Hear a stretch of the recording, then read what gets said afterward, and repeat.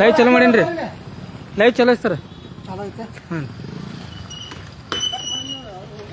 ನಮಸ್ಕಾರ ಬಂಧುಗಳೇ. ಇವತ್ತು ಬಾಗಲಕೋಟೆ ಆರ್ ಟಿ ಒ ಆಫೀಸ್ಗೆ ನಾವು ಬಂದಿದ್ದೀವಿ.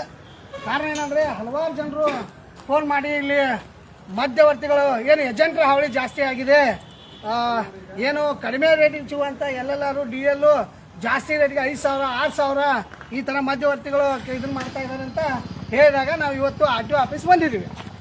ಆರ್ ಟಿ ಒ ಆಫೀಸ್ ಬಂದ ತಕ್ಷಣ ನಾವು ನೋಡಿದ್ವಿ, ಇಲ್ಲಿ ಒಬ್ಬರು ಆರ್ ಟಿ ಒ ಸರು ಅಲ್ಲಿ ಯಾರು ದಲ್ಲಾಳಿ ಅಂತ ಅಲ್ಲಿ ತೋರಿಸಿ ಅಲ್ಲಿ ಒಬ್ಬ ಆರ್ ಟಿ ಒ ಅವರು ಚೆಕ್ ಮಾಡ್ತಾಯಿದ್ರು. ಅದು ಏನಂತ ಗೊತ್ತಿಲ್ಲ, ಇದು ಏನಾಗಿದೆಯೋ ಎಂತಾಗಿದೆ ಅಂತ ಸ್ಥಳಕ್ಕೆ ನಾವು ನೋಡೋಣ. ಮೇಲೆ ಯಾರು ಇದ್ದಾರೋ ಸಂಬಂಧಪಟ್ಟ ಅಧಿಕಾರಿಗಳು ಅವ್ರ ಬಗ್ಗೆ ಮಾತಾಡೋಣ. ಯಾಕಂದರೆ ಇಲ್ಲಿ ನಾವು ಹೇಳ್ತಾ ಇದ್ದೀವಿ ಆರ್ ಟಿ ಒ ಆಫೀಸಲ್ಲಿ ಏನು ಮಧ್ಯವರ್ತಿಗಳ ದಲ್ಲಾಳಿಗಳದ್ದು ಕೆಲಸ ಆಗಬಾರ್ದು. ಯಾಕಂದರೆ ಪ್ರತಿ ಸಲವೂ ಇವ್ರಿಗೆ ಹೇಳಿದ್ದೀವಿ, ಒಂದು ಏನಿದೆಯೋ ಯಾವ ರೀತಿಯಾಗಿ ಸವಲತ್ತು ಸಿಗುತ್ತೆ ಅದನ್ನು ಬೋರ್ಡ್ ಹಾಕಂತ ಹೇಳಿದ್ದೀವಿ. ನಾವು ನೋಡ್ತಾ ಇದ್ದೀವಿ ಕಂಟಿನ್ಯೂ ಅವರೇ. ಇದೇನು ಆರ್ ಟಿ ಒ ಆಫೀಸಾ ಇಲ್ಲ ದಲ್ಲಾಳಿಗಳ ಕೇಂದ್ರನ ಗೊತ್ತಾಗ್ತಾ ಇಲ್ಲ. ನೋಡೋಣ ಇಲ್ಲಿ ಮೇಲೆ ಯಾರು ಸಂಬಂಧಪಟ್ಟ ಅಧಿಕಾರಿಗಳು ಇರ್ತಾರೋ ಅವ್ರಿಗೆ ನಾವು ಮಾತಾಡ್ಸೋಣ. ಮುಂದೆ ಎಲ್ಲರೂ ಕೂಡ ಬಾಗಲಕೋಟೆಯಲ್ಲಿ ಅದು ಕೂಡ ಆರ್ ಟಿ ಒ ಆಫೀಸಲ್ಲಿ ಎಷ್ಟು ಗೊತ್ತಾದೇನೋ ಇದು ಮಾಡೋಕ್ಕೆ ಎಷ್ಟು 5,000 6,000 ಒಂದು ಇಲ್ಲಿ ಏಜೆಂಟ್ಗಳ ಹಾವಳಿ ನೋಡ್ಬೋದು ಯಾವ ರೀತಿ ಆಗಿದೆ.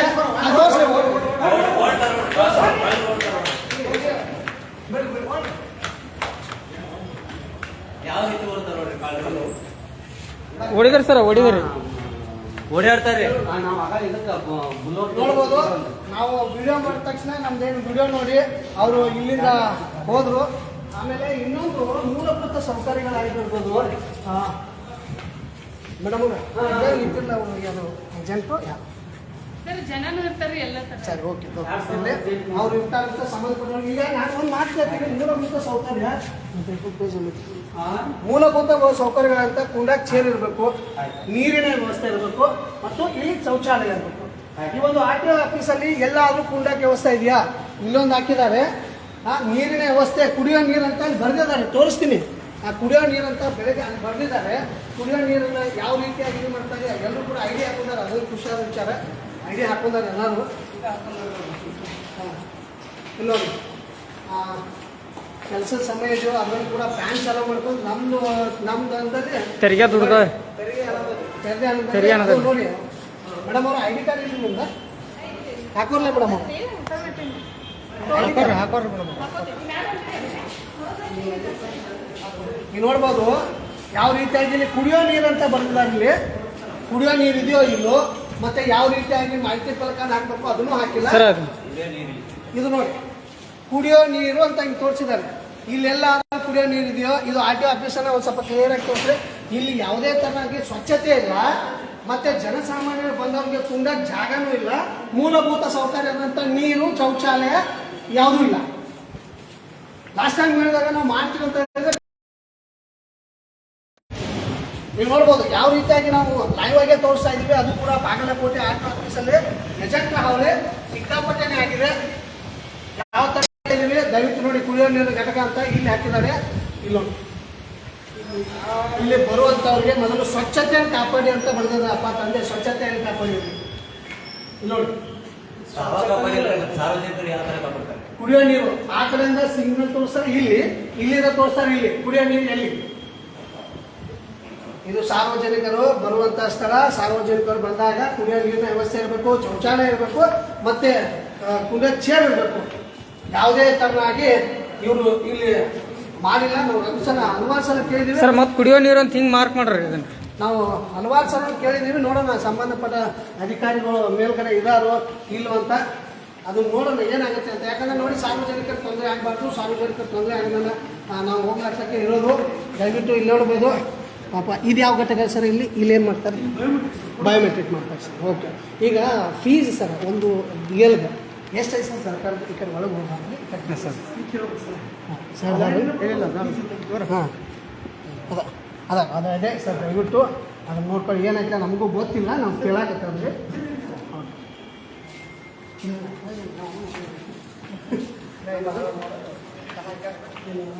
ಹಿರಿಯರ ಮೋಟಾರು ವಾಹನಗಳ ತನಿಖಾಧಿಕಾರಿಗಳು ಸರ್ ಇದಾರೋ ಇಲ್ಲೋ ಅಂತ ಗೊತ್ತಿಲ್ಲ ಸರ್. ಇಲ್ಲ. ಸರಿ ಇಲ್ಲಿ ನೋಡ್ಬೋದು ಲೈಟ್ ಚಾಲು ಇದೆ, ಫ್ಯಾನ್ ಚಾಲು ಇದೆ, ಯಾವ ಒಬ್ಬ ಅಧಿಕಾರಿನೂ ಇಲ್ಲ. ಸಮಯ ಎಷ್ಟಾಗಿದೆ, ಊಟಕ್ಕೇನು ಹೋಗಿದಾರೋ ಅದು ಇಲ್ಲ, ಇನ್ನೂ ಊಟ ಟೈಮ್ ಆಗಿಲ್ಲ. 1:47. ಇಲ್ಲಿ ನೋಡ್ಬೋದು, ಇಲ್ಲೇ ನೀವು ನೋಡ್ಬೋದು, ಇಲ್ಲ ಯಾವುದೇ ತರನಾಗಿ ಅಧಿಕಾರಿ ಇಲ್ಲ. ಫ್ಯಾನ್ ಚಾಲು ಇದೆ, ಲೈಟ್ ಚಾಲು ಇದೆ. ನಮ್ಮ ತೆರಿಗೆ ಅನ್ನೋದಿದ್ದು ಎಲ್ಲ ಕೂಡ ಸ್ಟಾರ್ಟ್ ಇಟ್ಟು ಅವ್ರ ಕೆಲಸಕ್ಕಿಲ್ಲ. ಏನು ಬೇರೆ ಕೆಲಸ ಮೇಲೆ ಹೋಗಿದ್ರೆ ಒಬ್ಬರಾದ್ರೂ ಇರಬೇಕಾಗಿತ್ತು, ಯಾರೊಬ್ಬರು ಇಲ್ಲ ಇಲ್ಲಿ. ಅದು ಕೆಲಸದ ಸಮಯದಲ್ಲಿ ಇರಬೇಕಾದದ್ದು ಕರ್ತವ್ಯ ಅವ್ರದ್ದು, ಅವ್ರಿಲ್ಲ. ನೋಡ್ಬೋದು ಅವ್ರ ನಾಮಫಲಕ ಇದೆ, ಎಲ್ಲ ಇದೆ. ನಾವು ಒಳಗಡೆ ಹೋಗಲ್ಲ, ಯಾಕಂದ್ರೆ KRS ಪಕ್ಷ ಸೈನಿಕರು ಸೀಲು ಶಿಸ್ತನ್ನ ಕಾಯುವ ಸೈನಿಕರು. ಯಾವುದೇ ತರನಾಗಿ ನಾವು ಹೊರಗೋಗೋದಾಗಲಿ ಮಾಡಲ್ಲ. ಇನ್ನು ಮೇಲೆ ನೋಡೋಣ ಮತ್ತೆ ಅದೇ ಥರ ಇವತ್ತು ನಮ್ಮ ಯಮನೂರಿಯವರು SC/ST ಎಲ್ಲ ನಮ್ಮ ಸೈನಿಕರು ಕೂಡ ಇವ್ರು ಕೇಳಕ್ಕೆ ಬಂದಿದ್ದು. ಯಾಕಂದರೆ ಅವ್ರಿಗೆ ಆಗಿರುವಂಥ ಕೆಲವೊಂದು ಸೂಚನೆಗಳು ಹಾಕಿದ್ದಾರೆ. ಇಲ್ಲಿ ಕೆಲವೊಂದು ಸೂಚನೆ ಫಲಕಗಳಿವೆ, ಏನು ಹಾಕಬೇಕು ಅದನ್ನು ಹಾಕಿದ್ದಾರೆ. ಅದರ ನಿಯಮಗಳು ಇಲ್ಲಿ ರೇಟ್ ಬೋರ್ಡನ್ನು ಹಾಕಬೇಕು, ಆ ರೇಟ್ ಬೋರ್ಡನ್ನು ಹಾಕಿಲ್ಲ. ಆ ರೇಟ್ ಬೋರ್ಡನ್ನು ಎಲ್ಲಿ ಹಾಕಿದ್ದಾರೆ ಅಂತ ನೋಡೋಣ. ಇಲ್ಲಿ ರೇಟ್ ಬೋರ್ಡ್ ಹಾಕಿಲ್ಲ. ಅವರು ನೋಡಿ, ಮಧ್ಯವರ್ತಿಗಳನ್ನು ಸಂಪರ್ಕಿಸಬೇಡಿ, ಏಜೆಂಟ್ಗಳನ್ನು ಸಂಪರ್ಕಿಸಬೇಡಿ ಅಂತ ಹಾಕಿದ್ದಾರೆ. ಬಟ್ ಆದರೆ ಯಾವುದು ಅದು ಕೆಲಸ ಬರ್ತಿಲ್ಲ. ಇಲ್ಲಿ ರೇಟ್ ಬೋರ್ಡ್ ಅಂತ ಹಾಕಿದ್ದಾರೆ. ಆ ರೇಟ್ ಬೋರ್ಡ್ ಏನಿದೆಯೋ ಎಂತಿದೆಯೋ ಅಂತ ಸಾರ್ವಜನಿಕರಿಗೆ ತಿಳಿಸಕ್ಕೆ ರೇಟ್ ಬೋರ್ಡ್ ಹಾಕಿದ್ದಾರೆ.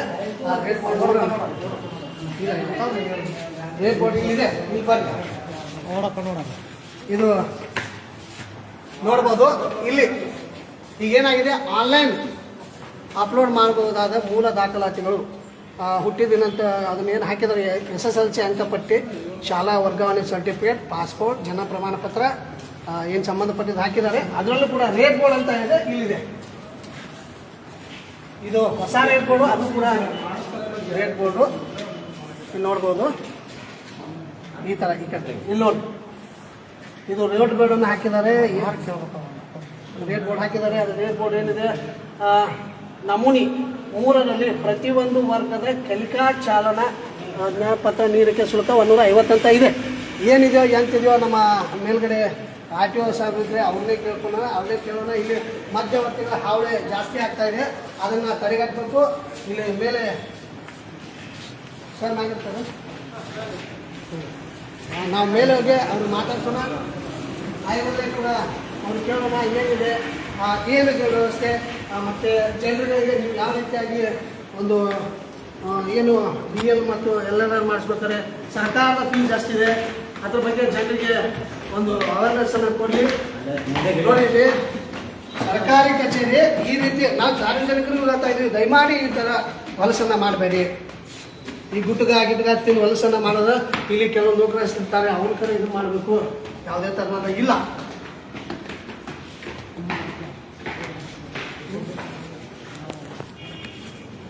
ಓಕೆ,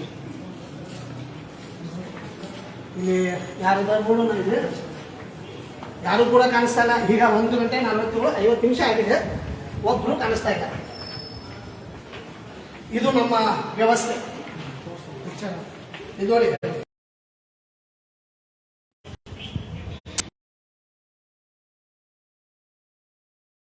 ಅದು ಕುಂಡು ಚೇರಲ್ಲ, ಇದು ಯಾವುದೋ ಬಸ್ಸಿಂದ ಚೇರ್ ಅಂತ ತೊಗೊಂಡ್ಬಂದು ಇಲ್ಲಿ ಇಟ್ಟಾರಲ್ಲ. ಕರೆಕ್ಟ್ ಆಗಿದೆ ಹೇಳಿದೆ. ಆಮೇಲೆ ಇಲ್ಲಿ ಕುಂಡು ಚೇರ್ ಇದೆ ಅಂತೆ, ನೋಡ್ಬೋದು ಯಾವ ರೀತಿಯಾಗಿ. ಬಾಗಲಕೋಟೆ RTO ಆಫೀಸ್ನ ಒಂದು ವ್ಯವಸ್ಥೆಯನ್ನು ನಾವು ನ್ಯಾಯವಾಗಿ ತೋರಿಸ್ತಾ ಇದ್ದೀವಿ.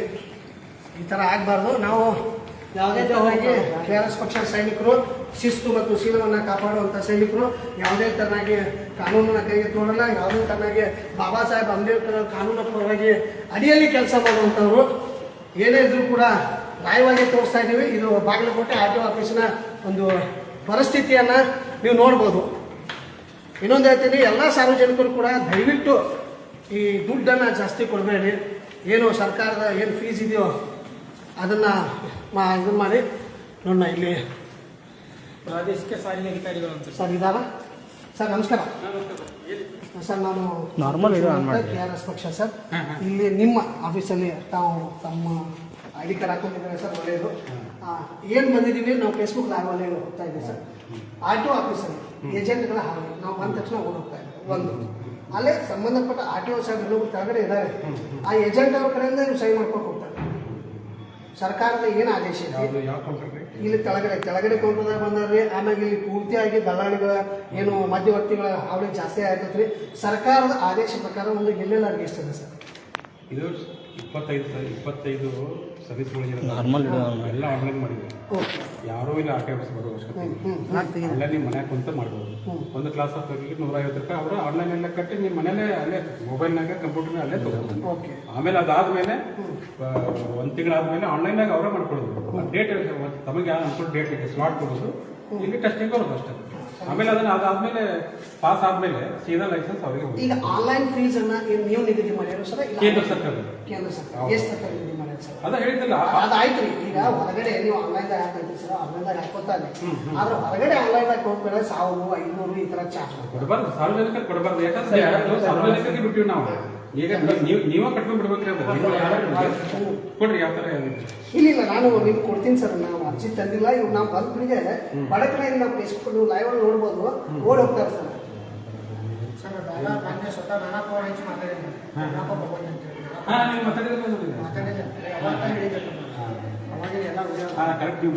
ಮತ್ತೆ ಅದೇ ತರ ಅವರ ಏಜೆಂಟ್ಗಳು ಮತ್ತೆ ಫೀಸ್ ಕಟ್ಟಕತ್ತಾರೆ. ಇವರು ಒಳಗಡೆ ಕೇಳಿದ್ರಪ್ಪ ಅಂತಂದ್ರೆ ನೀವು ದಯವಿಟ್ಟು ನೀವು ಸಾರ್ವಜನಿಕರಿಗೆ ಇದು ಮಾಡಿ. ಎಲ್ಲ ಸರ್ವಿಸ್ ಆನ್ಲೈನ್ ಇನ್ನೊಂದು ಆಯ್ತು ಸರ್, ಇನ್ನೊಂದು ಆಯ್ತು. ಏಜೆಂಟ್ ಆನ್ಲೈನ್ ಹೋಗ್ಬಿಟ್ಟು ಇಲ್ಲಿ RTO ಆಫೀಸ್ನಾಗ ಮೂಲಭೂತ ಸೌಕರ್ಯಗಳಲ್ಲಿ ಶೌಚಾಲಯ, ಕುಂಡಾಚಿ ಇಲ್ಲಿ RTO ಅದು ಇಲ್ಲೇ ನೋಡಿ ಸರ್. ಇಲ್ಲೇ ಯಾರು ಕೆಳಗಡೆ ಹೊಲಸರಿ ಇದ್ರ ಬಗ್ಗೆ ನಾವು ಏನಂದ್ರೆ ಬಿಲ್ಡಿಂಗ್ ಪೇಂಟು, ಆಮೇಲೆ ಸಾರ್ವಜನಿಕರು ಕೂತ್ಕೊಳ್ಳೋಕೆ ಬೆಂಚಿನ ವ್ಯವಸ್ಥೆ, ಆಮೇಲೆ ಕುಡಿ ನೀರಿಂದು, ಆಮೇಲೆ ಇದು ಶೌಚಾಲಯ. ಅದ್ರ ಬಗ್ಗೆ ಯಾಕಂದ್ರೆ ಇದು ಬಿಲ್ಡಿಂಗ್ ಕಟ್ಟಿ 2009 ಆದ್ಮೇಲೆ ಆಗಿಲ್ಲ. ಅದ್ರ ಬಗ್ಗೆ ನಾವು PWD ಎಲ್ಲ ಬರ್ತೀವಿ. ಆಮೇಲೆ ಬಂದ ತಕ್ಷಣ ಅದನ್ನ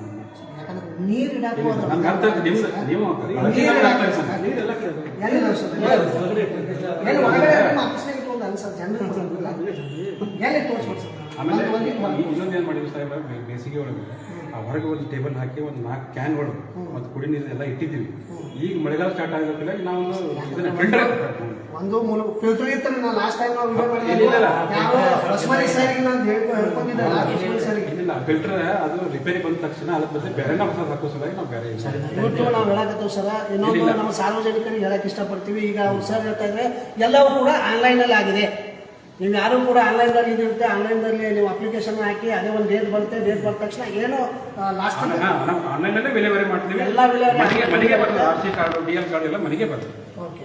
ಈಗ ಸರ್ಗೆ ಅದು ನಾವು ಸಾರ್ವಜನಿಕರಿಗೆ ಏನು ಹೇಳಕ್ಕೆ ಇಷ್ಟಪಡ್ತೀವಿ ಸರ್? ನೀವು ಒಂದು ವಿಡಿಯೋ ಮುಖಾಂತರ 25 ಸರ್ವಿಸ್ ಎಲ್ಲ ಆನ್ಲೈನ್ ಎಲ್ಲ ಮಾಡಿದ್ವಿ. ಆನ್ಲೈನಲ್ಲೇ ಎಲ್ಲ ತೆರಿಗೆ ಇರ್ಬೋದು, ಎಲ್ಲ ಟೆಸ್ಟ್ ಇರ್ಬೋದು, ಎಲ್ಲೆಲ್ಲಿ ಟೆಸ್ಟ್ ಇರ್ಬೋದು, ಎಲ್ಲನೂ ಆನ್ಲೈನಲ್ಲೇ ತಗೊಂಡ್ಬಿಟ್ಟು ಆನ್ಲೈನಲ್ಲೇ ನಾವು ಇಲ್ಲಿ ಸಕಾಲ ಅಂತ ನಿಗದಿ ಮಾಡಿದ್ವಿ. ಒಂದು ಅರ್ಧಕ್ಕೆ ಇಷ್ಟು ಅಂತ ಹೇಳಿ ಆ ನಿಗದಿತ ಸಮಯದ ನಾವು ವಿಲೇವಾರಿ ಮೇಲೆ ಕಳಿಸ್ತೀವಿ. ಅಷ್ಟು ಮೀರಿ ನಿಮ್ಗೆ ಏನಾದ್ರು ತಾಂತ್ರಿಕ ತೊಂದರೆ ಇರ್ತೈತಲ್ಲ ಆನ್ಲೈನ್ ಮಾಡೋಕೆ, ಅಂಥವ್ರಿಗೆ ನಮ್ಮಲ್ಲಿ ಟೆಕ್ನಿಕಲ್ ಅಸಿಸ್ಟೆಂಟ್ ಇದ್ದಾರೆ.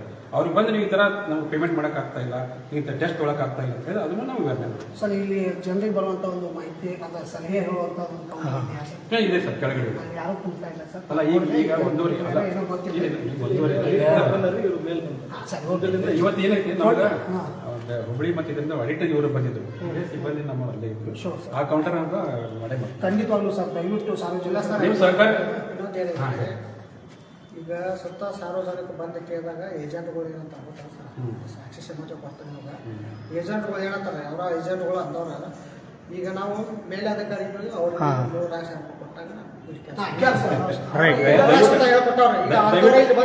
ಸರ್ ಏಜೆಂಟ್ ತಮ್ಮ ಗಮನಕ್ಕೆ ಕೈತೋ ಇಲ್ಲ ಸರ್ ಇದರೆಲ್ಲ. ದಯವಿಟ್ಟು ನಿಮ್ಮ ಮುಖಾಂತರ ಮನವಿ ಮಾಡ್ತೀನಿ, ನೇರವಾಗಿ ನಮ್ಮ ಕಚೇರಿ ಸಿಬ್ಬಂದಿಗೆ ಮತ್ತೆ ನಮಗೆ ಭೇಟಿ ಆಗಿ ಈಗ ತರ ಸರ್. ಈಗ ಇನ್ನೊಬ್ಬರೊಬ್ಬರು ಸರ್ ಇದ್ರಲ್ಲ ಆಟೋ ಸರ್, ಅವ್ರಿಗೆ ನಾ ಕೇಳಿದ್ವಿ ಅಲ್ರಿ ನೀವು ಕರ್ಕೊಂಡು ಕೇಳಿ ನೀವ ಇದು ಮಾಡ್ತಾರಲ್ಲ ಅಂತ ನಮ್ಗೆ ಕೇಳ್ಬಿಡಲ್ಲ ಮೇಲಧಿಕಾರಿ.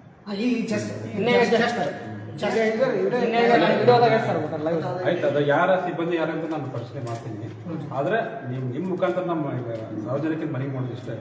ಆದಷ್ಟು ಆನ್ಲೈನ್ನಾಗ ಬರಲಿ. ನಿಮ್ಗೆ ಏನ ಅದು ತೊಂದರೆ ಆಯ್ತು ಇದಾಯ್ತು ಅಂತಂದ್ರೆ ನಾವು ಅದೀವಿ, ನಮ್ಮ ಸಿಬ್ಬಂದಿ ಅಂದ್ರೆ ನಾವು ಅದೀವಿ. ನಾವು ಪ್ರತಿ ಸಲ ಹೇಳ್ಕೊತವ್ರ ಬರೀ ಹೇಳೋದಾಯ್ತು ಸರ್, ಅದಕ್ಕೆ ಏನೇ ಇಲ್ಲ ಅದು ಒಂದು ನಿರ್ಧಾರ ಆಗ್ತದೆ. ಯಾಕಂದ್ರೆ ಲಾಸ್ಟ್ ಟೈಮ್ ಸರ್ ಇದ್ದಾಗ ನಾವು ಹೇಳಿದಾಗ ಮಾಡ್ತೀವಿ ಅಂತ ಅಂದ್ರೆ ಆಯ್ತು ನಮ್ದು ಇನ್ನೊಂದು 2-3 ತಿಂಗಳು ರಿಟೈರ್ಡ್ ಐತಿ ಅದೈತೆ ಯಾರು ಓಕೆ ನಾವು ಸರ್. ಅಲ್ಲ ಹೊಸಮನಿ ಸಾಹೇಬರು ನಾವು ಎಲ್ಲ ಒಂದೇ ಬ್ಯಾಚ್ಮೆಂಟ್, ನಾವು ಅದ ಹದಿವಳಗೆ ನನ್ನ ಪ್ರಯತ್ನ ನಾವು ಏನ ಕಷ್ಟ ಸುಖದ ಗಮನಕ್ಕೆ ತೊಂಬರಿ ನಮ್ಮ ಸಿಬ್ಬಂದಿ ಇರ್ತಾರೆ ಅಂತ ನಾವು ಮಾಡಿದ್ದೆ ಸರ್.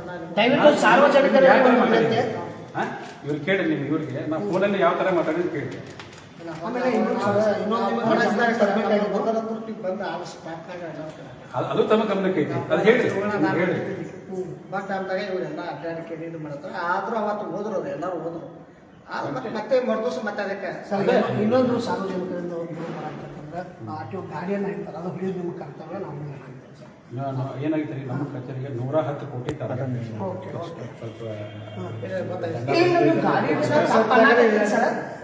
ಜಾಸ್ತಿ ಮಾಡ್ಯಾರ.